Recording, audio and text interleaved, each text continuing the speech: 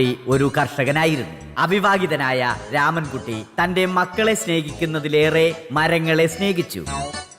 പെട്ടെന്നാണ് രാമൻകുട്ടി ആ കാഴ്ച കണ്ടത്. വഴിയിൽ ഒരു ജാതി മരം വീണ് കിടക്കുന്നു. രാമൻകുട്ടി ഒട്ടും അമാന്തിച്ചില്ല. ആ മരം പൊക്കാൻ ശ്രമിച്ചു.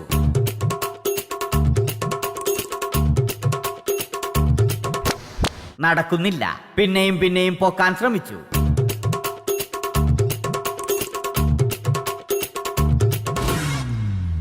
നടക്കുന്നില്ല. രാമൻകുട്ടി വഴിയെ പോയവരെ എല്ലാവരെയും സഹായത്തിന് വിളിച്ചു.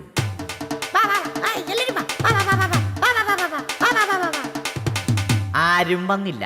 അവസാനം കുടുംബശ്രീ യൂണിറ്റിൽ തൊഴിലുറപ്പിന് പോകുന്ന പെണ്ണുങ്ങളെ സഹായത്തിന് വിളിച്ചു.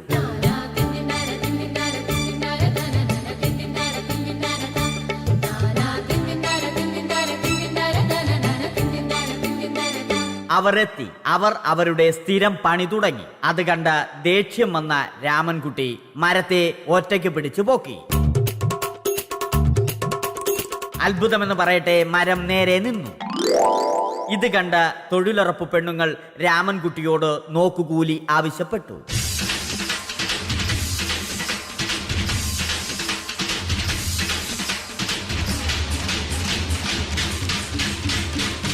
പോക്കറ്റില്ലാത്ത ബനിയൻ ധരിച്ച രാമൻകുട്ടിയുടെ പോക്കറ്റ് വരെ കീറിയിട്ടാണ് പെണ്ണുങ്ങൾ പോയത്.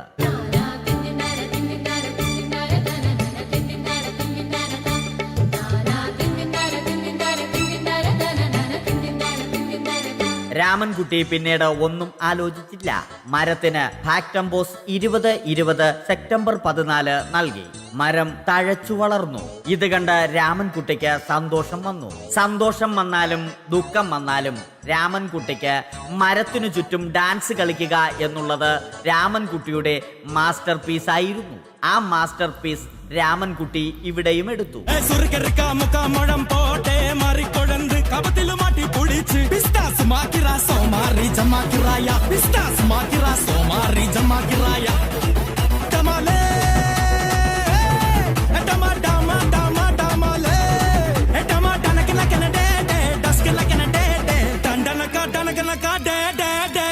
രാമൻകുട്ടി ദൈവത്തോടായി പ്രാർത്ഥിച്ചു. നിങ്ങൾ എനിക്ക് ആയുസ്സും ആരോഗ്യവും തരൂ. ഞാൻ മരങ്ങളെ സംരക്ഷിച്ചു കൊള്ളാം. കാരണം മരം ഒരു വരമാണ്. അവന്റെ പ്രാർത്ഥന ദൈവം കേട്ടു. ആ മാവിൽ നിന്നും വീണ തേങ്ങ രാമൻകുട്ടി മോങ്ങാതെ ഇരുന്നു തിന്നു. അപ്പോഴാണ് രാമൻകുട്ടി മറ്റൊരു കാഴ്ച കണ്ടത്. രാഘവൻ വരുന്നു.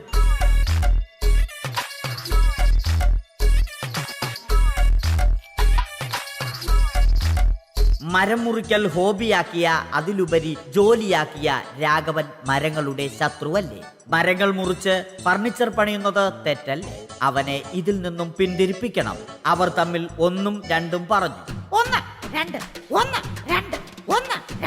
സംസാരം മൂത്ത് വാക്കേറ്റമായി. അത് പിന്നെ അടിയിൽ കലാശിച്ചു.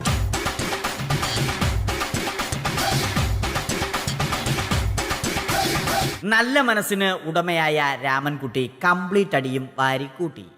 ഒടുവിൽ രാമൻകുട്ടി സർവ്വധൈര്യവും സംഭരിച്ച് രാഘവനോടായി അലറി.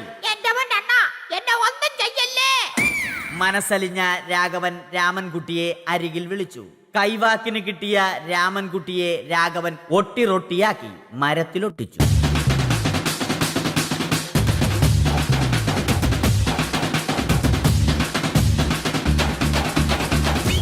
ഇന്നത്തെ പണി കഴിഞ്ഞ രാഘവൻ സംതൃപ്തിയോടെ വീട്ടിലേക്ക് മടങ്ങി. തനിക്ക് തല്ല് കിട്ടിയാലും മരത്തെ രക്ഷിക്കാൻ പറ്റിയ സന്തോഷത്താൽ രാമൻകുട്ടി മരത്തെ കെട്ടിപ്പിടിച്ച് പൊട്ടി പൊട്ടി കരഞ്ഞു.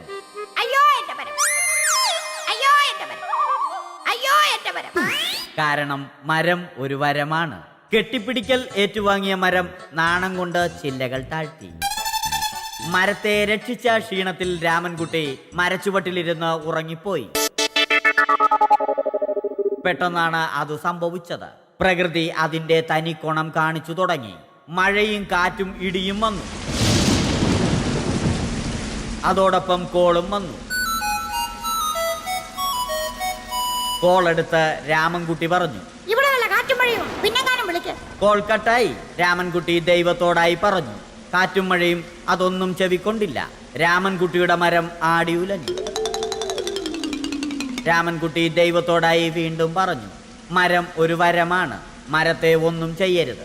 വരം കിട്ടിയതുപോലെ രാമൻകുട്ടി തൻ്റെ ചൂണ്ടുവിരൽ കൊണ്ട് മരത്തെ താങ്ങി നിർത്തി. ചൂണ്ടുവിരൽ വളഞ്ഞ് ചൂണ്ട പോലെയായി. ഇനി മീൻ പിടിക്കാൻ കൊള്ളാം. അവസാനം സംഭവിക്കേണ്ടത് സംഭവിച്ചു. രാമൻകുട്ടി അടിയിലും മരം മുകളിലും. അന്ത്യശ്വാസം വലിക്കുന്നതിനു മുമ്പ് രാമൻകുട്ടി ദൈവത്തോടായി ഇങ്ങനെ പറഞ്ഞു,